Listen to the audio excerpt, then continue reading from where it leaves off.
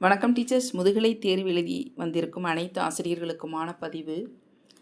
நிறைய ஆசிரியர்கள் வருத்தப்படக்கூடிய நிகழ்வு என்ன அப்படின்னா, நிறைய நம்ம கடினமான வினாத்தாளை எதிர்கொள்ள வேண்டிய சூழ்நிலை உருவாக்கியிருக்காங்க. 93% பேர் தாங்க தேர்வில் பங்கேற்றுள்ளனர் அப்படிங்கிற ஒரு புள்ளி விவரத்தை பத்திரிகை வாயிலாக நம்ம தெரிஞ்சுக்க முடியுது.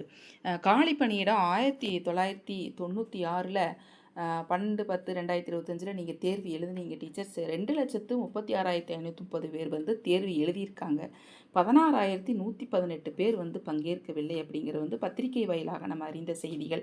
இன்னும் சில வருத்தப்படக்கூடிய நிகழ்வு என்னன்னாங்க, இந்த தமிழ் தகுதி தேர்வில் இலக்கியம் சார்ந்த வினாக்கள் அதிகமாக கேட்டதுனால எங்களால் எழுத முடியலை அப்படிங்கிற மாதிரியான குறைபாடுகள் அனைத்து ஆசிரியர்களும் மனக்குமுறலாக வெளிப்படுத்தினார்கள். நிறைய physics, chemistry, botany, zoology, economics, commerce இந்த டீச்சர்ஸ் எல்லாம் பாவம். அவங்களுக்கு என்ன மனநிலைனா, தமிழ் தகுதி தேர்வில் 12 மார்க் 13 மார்க் எடுத்திருக்கோம், எங்களுக்கு மனசு கஷ்டமாக இருக்குது.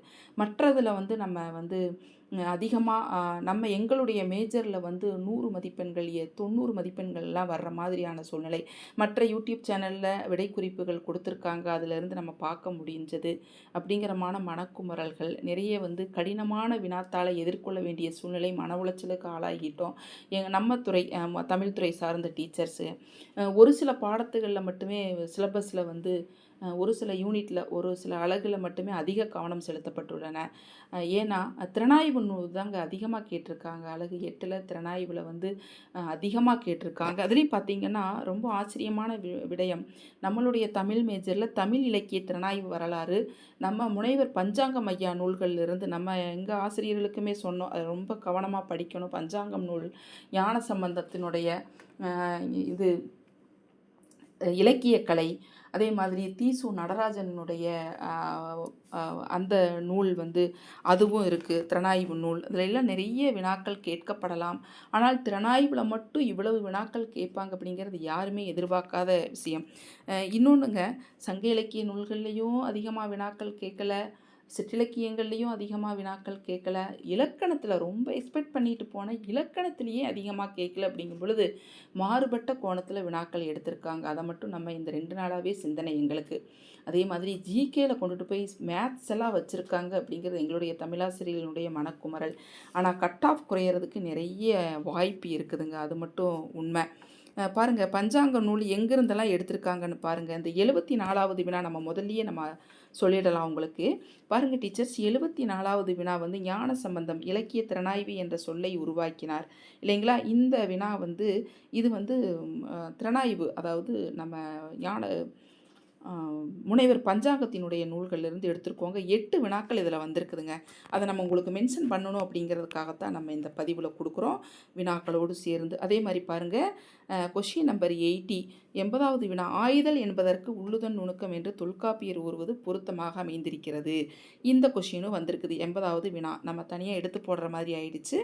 அதுக்கடுத்து பார்த்திங்கன்னா ரொம்ப ஆச்சரியமான இது கொஸ்டின் நம்பர் 60 பாருங்கள். குற்றம் காண்கிற ஒரு அறிவியல் துறையின் மற்றொரு பெயர் திறனாய்வியல் என்றே பலர் கண்களுக்கு. பாருங்கள், படைப்பவனை உறிஞ்சி பிழைக்கிற ஒட்டுண்ணிகள் தாம் திறனாய்வாளர்கள் என்ற கருத்து படைப்பாளிகளின் நடுவே பரவலாக நார்த்தாப்பரை சொல்லியிருக்காரு. அதுவும் கொஸ்டின் நம்பர் 60.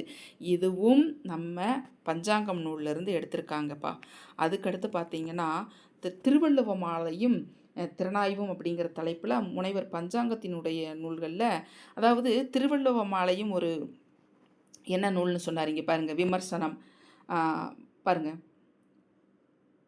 இதில் இந்த கொஷினில் அடுத்து போகலாம். திருவள்ளுவ மாலையை திறனாய்வு நூல் என்று கூறியவர் ஏவி சுப்பிரமணிய ஐயராவார். நிறைய பேர் ராங்கா கொஷின் நிறைய இதில் பார்த்தோம், நம்ம தப்பாக கொடுத்துருக்காங்க. ஆனால் கரெக்டான ஆன்சர் இதுதான். திருவள்ளுவ மாலையை திறனாய்வு நூல் என்று சொன்னவர் ஏவி சுப்பிரமணிய ஐயர். இதுதாங்க. இப்படி நிறைய கொஷின்ஸ் நம்ம முனைவர் பஞ்சாங்கம் நூல்லேருந்து எடுத்திருக்காங்க. அதே மாதிரி தமிழ் வரலாறு திராவிட மொழி நூல் தேவநேய பாவாணர் நூல்லேருந்து பாருங்கள் இந்த கொஷின் எடுத்திருக்காங்க. பாருங்கள், இயநிலை படலத்தில் காட்டு எலியட் என்ன சொல்லியிருக்கார். ஆனால் தேவநேய பாவாணர், மொழிஞாயிறு தேவநேய பாவாணர் நிறைய தமிழின் தொன்மை தனித்தன்மையெல்லாம் நிறைய சொல்லியிருக்காருங்க. அந்த நூல் ரொம்ப சிறப்பு வாய்ந்த நூல். அதிலிருந்தெல்லாம் நம்ம இன்ஸ்டியூஷனுக்கு நம்ம கொஷின்ஸ் எடுத்து கொடுத்தோம் நம்ம ஆசிரியர்களுக்கு. காட்டு எலியட் மறைந்த லெமூரியா அப்படிங்கிற நூலில் வரைபடத்தை எல்லாம் சொல்லியிருக்காரு. அது வந்து இந்த நூல் வந்து தேவநேய பாவாணரினுடைய நூலுங்க.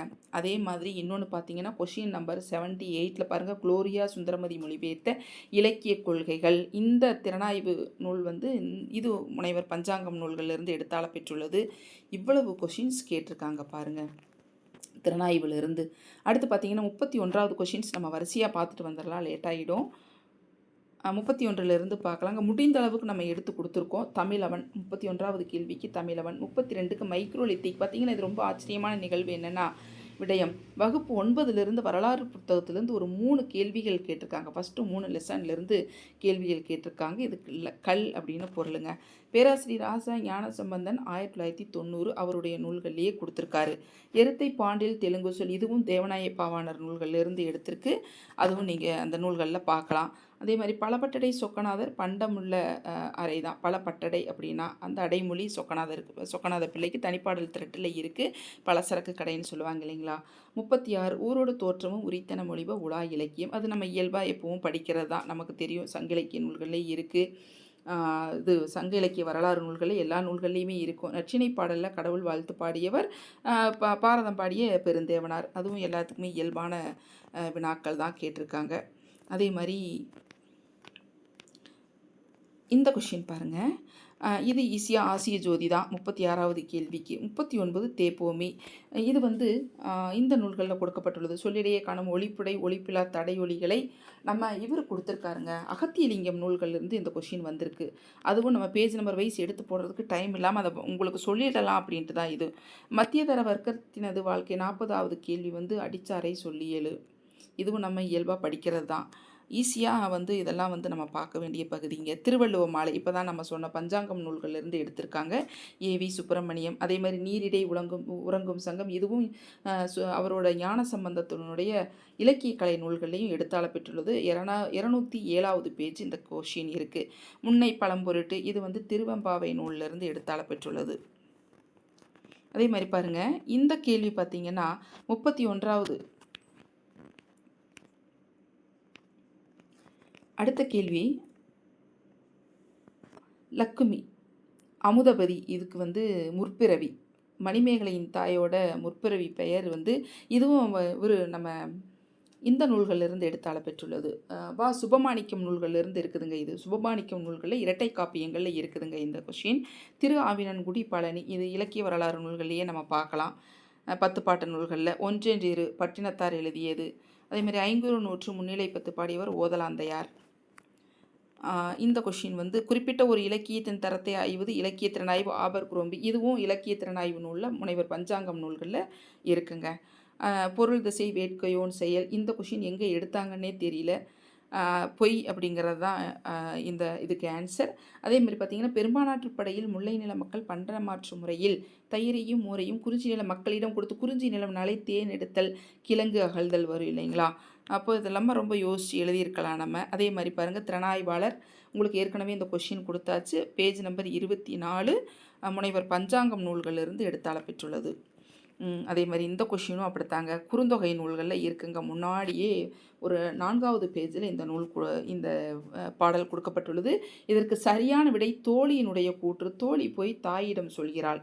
இந்த பாடல் வரி கடுவனும் அறியுமா கொடியோனை அப்படிங்கிறது வந்து கடுவனுங்கிறது ஒரு விலங்கு இல்லைங்களா. தோழி கூற்று தான் இதுக்கு வந்து சரியான விடை. அதே மாதிரி ராமகாதை வந்து 12ஆம் நூற்றாண்டு. இந்த கொஷின் பார்த்திங்கன்னா சைவத்திற்கு மாணிக்கவாசகர்கள் போல வைணவத்திற்கு நம்மாழ்வார். இந்த வினாக்களுக்குரிய விடை கூற்று 1 தவறு, கூற்று 2 கூற்று 1 சைவத்திற்கு மாணிக்கவாசகர் போல வைணவத்திற்கு நம்மாழ்வார். இது 1 சரி, 2 தவறு. இதுதான். ஆனால் இது வந்து எந்த நூல்களில் கொடுத்துருக்காங்க அப்படின்னா இதில் வந்திருக்குதுங்க.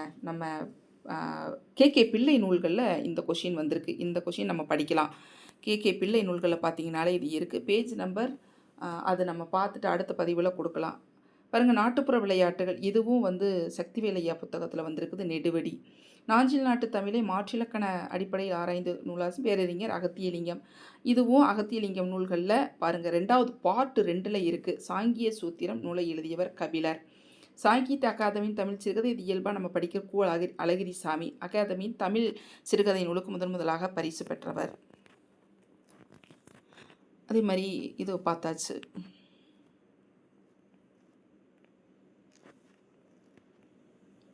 இந்த கொஷினுக்கு வந்து 38வது கொஷினுக்கு ஆசிய ஜோதிங்க.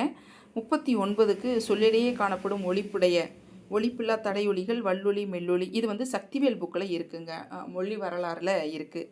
40வது கேள்வி அடிச்சாரை சொல்லியலு. 41க்கு இந்த கேள்வி முனைவர் பஞ்சாங்கம் நூல்களில் ஏற்கனவே நம்ம பார்த்தது தான்.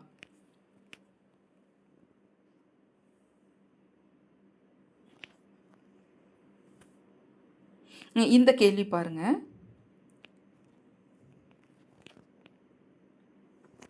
சீர்காழி தாண்டவராயர். இந்த கொஷின் திருவாசக வியாக்கியானம் என்னும் திருவாச அனுபூதி உரை யாரால் எழுதப்பட்டது அப்படின்னா, இதில் வந்து சீர்காழி தாண்டவராயர் முனைவர் முனைவர் பஞ்சாங்கம் நூல்களில் இதுவும் இருக்குது. அகத்திணைக்கு பொருந்தாத முல்லை வெற்றி திணை. இது வெண்பாவிற்கு அகவலில்லாத ஓசை என்று குறிப்பிடும் நூல் யாப்பெருங்கலக்காரியை. யாப்படி பலவினும் கோப்புடை மொழிகளை ஏற்பொழி இசைப்பது எப்பொருள்னா கொண்டு கூட்டு பொருள்கோள் தான்.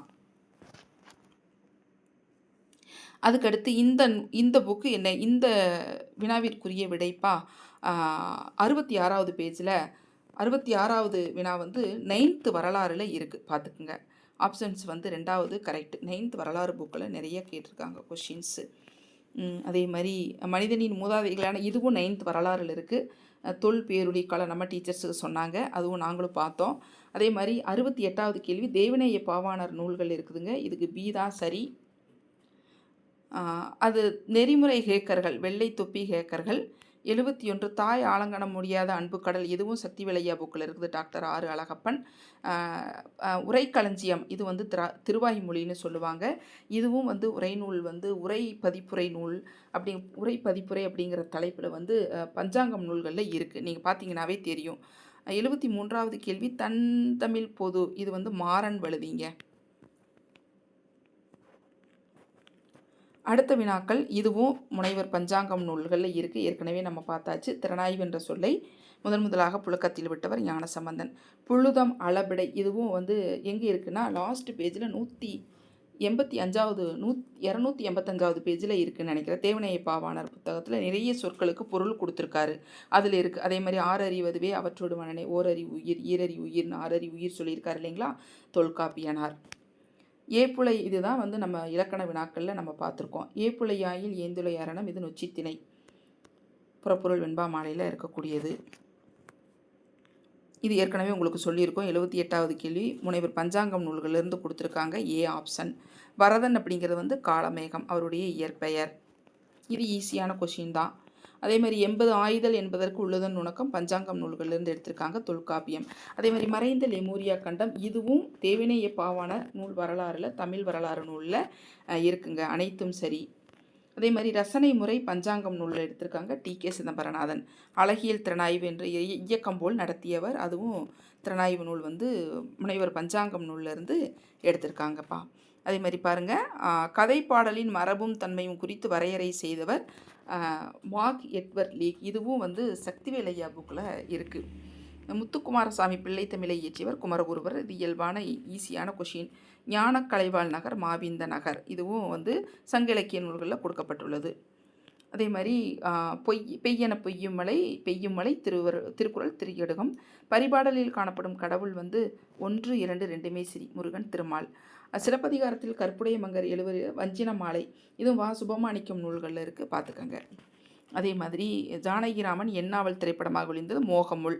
கருமறையான் என்பது மாட்டின் வகையில் நெல்லின் வகைன்னு நினைக்கிறேன். அதுவும் வந்து உங்களுக்கு இதை நம்ம எடுத்து போஸ்ட் பண்ணுறோம், பார்க்குறதுக்கு நேரம் இல்லை. தீசு நடராஜன் புக்கில் ஒரு 110 பேஜஸ்க்கு மேலே இருக்குது, நீங்கள் பாருங்கள். தீசு நடராஜன் புக்கில் கொடுத்துருக்காங்க. இதை நம்ம சரியாக பார்க்காம விட்டுட்டோம். மாட்டின் வகையா நெல்லின் வகையா? நெல்லின் வகை. கருமறையான் வந்து நெல்லின் வகை தாங்க, தீசு நடராஜன் புக்கில் இருக்குது. அதை நம்ம அடுத்த போஸ்ட்டில் கொடுக்குறோம். நம்ம சங்க நூல்களில் வெந்தை பூச்சி வந்து இது ஈஸியாக சேதுராமன் புத்தகத்திலே இருக்குதுங்க. சங்க இலக்கிய வரலாறில் சேதுராமன் புத்தகத்தில் லாஸ்ட் பேஜஸில் இருக்குது. அருணாச்சலம் நூல்லேயும் இருக்குது, பி.எல். சாமி ஐயா அவர்கள் அருணாச்சலம் நூல்லையும் இருக்குது. அதேமாதிரி ஊன்றுகோல் பண்டிதமணியை பற்றி இதை நம்ம நிறைய கொஷின்ஸ் கொடுத்துருக்கோம், நிறைய முறை. ஊன்றுகோல் வானொலி அண்ணா லோகசிகாமணி. சிலப்பதிகாரத்தில் அதன் உரைநூல்கள் இடம்பெற்ற ஊர்கள் வந்து இதை நம்ம சரியாக பார்க்கணுங்க. இதை பார்த்துட்டு நம்ம போஸ்ட் பண்ணலாம். கன்ஃபியூஸ் ஆகுது இது. அதே மாதிரி கண்ணகி கருங்கன் வந்து இந்திர விளவூர் எடுத்த காதையில் இடது கண் வலது கண் துடித்ததை கொடுத்துருக்காங்க. ராகுலன் பாருங்கள் 1, 3, 4 அனைத்துமே சரி. இதுவும் வந்து உங்களுக்கு சுபமாணிக்கம் நூல்களில் இருக்குது. மனச்சான்று கிம்பளம் வரதராஜனார் 98வது கேள்விக்கு. அடுத்து தமிழக வரலாற்றில் முதலாக டம்பாச்சாரி விலாசம். இது ஏற்கனவே இது ஈஸியான கொஷின் தான், உங்களுக்கு எல்லா சங்க இலக்கிய நூல்கள்லேயும் இருக்கும். 8 தொகையில் 5 புலவர்களால் பாடப்பட்ட நூல் வந்து 1, 4 சரி. ஐங்குறுநூறு கலித்தொகை 1, 4 சரி. Last D. 1954ஆம் ஆண்டு தமிழ் மொழிக்காக சாகித்ய அகாதமியின் பரிசு பெற்ற நூல் தமிழ் இன்பம். அழிந்த லெமூரிய அது தேவநேய பாவாணர் நூலில் இருக்குது. எலியட் ஸ்காட் சொல்லியிருக்கார். ஒவ்வொரு கொஷின்ஸ்க்கு நம்ம ஆன்சர் வந்து நம்ம பார்க்கணும் தெளிவாக. நம்ம அஃபீஷியல் ஆன்சர் கீ பார்த்து தாங்க எந்த முடிவும் எடுக்க முடியும். நம்ம மதிப்பெண்கள்லாம் வந்து எவ்வளவு எடுத்திருக்கோம் அப்படிங்கிறதும் தெரியும். ஆனாலும் மிக கடினமான வினாத்தாள் அமைப்பு தான். கொஞ்சம் நல்லா தெளிவாக படித்து பார்த்து எழுதியிருந்தோம்னா ஓரளவுக்கு 100 மதிப்பெண்கள் எடுக்கலாம். அப்படித்தான் வினாத்தாள் வடிவமைக்கப்பட்டுள்ளது. இன்னே வருகுவர் தாயேன் இது வந்து முல்லைப்பாட்டு நம்ம 10வது புக்லேயே நம்ம பார்த்துருக்கோம். தாலி என்பது மண்ணால் செய்தி இது வந்து 9th புக்கில் இருக்குங்க. இந்த கொஷின் கூற்று 1 தவறு, ஆனால் கூற்று 2 சரி இருக்குது. பெண்ணிய திறனாய்வின் முன்முயற்சியாக 2ஆம் பாலினம் என்னும் நூலை எழுதியவர் சைமன் டி பவார். இதுவும் வந்து உங்களுக்கு முனைவர் பஞ்சாங்கம் நூலில் எடுத்து கொடுத்துருக்காங்க பாருங்கள். அதே மாதிரி பண்டிதமணியை பற்றி முடியரசன் இயற்றிய காப்பியம் ஊன்றுகோல் இதை நம்ம பார்த்துட்டோம் இல்லைங்களா. அடுத்து இதுவும் பார்த்தாச்சு. டீச்சர்ஸ் ரொம்ப லேட் ஆகுதுங்கிறதுனால நம்ம அவசரமாக சொல்லிட்டு போகிறோங்க.